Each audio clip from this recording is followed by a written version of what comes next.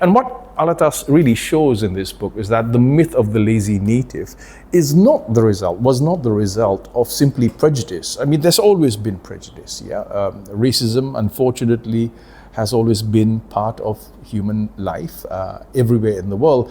But in this case, what he studies, what he attempts to show is how racialized stereotypes, negative stereotypes of different ethnic communities were generated with the calculations of capital in mind. Why would you need to invent the stereotype of the lazy native, whether it's the lazy Malay or the lazy Filipino or the lazy Javanese? And what he tries to explain here is how these stereotypes were instrumental in nature, that they served certain political economic purposes within the broader context of an ethnically, racially divided colonial economy, and how one can divide and rule Asians by attaching to different communities different so-called racial traits.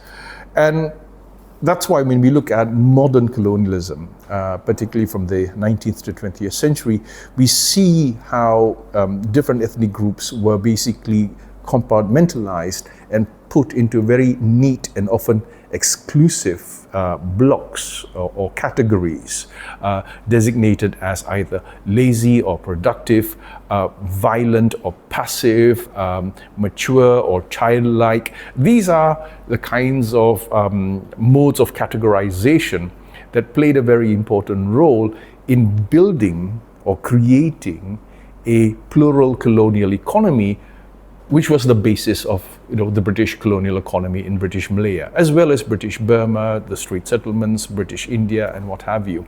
Why is this important today? Well, it's important today because we still live in a world where all kinds of stereotypes abound. We are surrounded by them all the time. We are exposed to them on a daily basis. And of course, most of us today would be familiar with new stereotypes, that of, say, the so-called violent Middle Easterner, violent Arab, or what have you, which are all instrumental fictions. And likewise, they serve a purpose. They serve political, economic, geo-economic, and geostrategic purposes. So whether they are stereotypes about Arabs or Africans or Chinese or Asians that we are exposed to every day through the media, through news, through movies, or what have you, a book like this, what Syed Hussein Alatas is inviting us to do is to interrogate the genesis of such ideas, and above all, to understand that such ideas do not appear out of nowhere.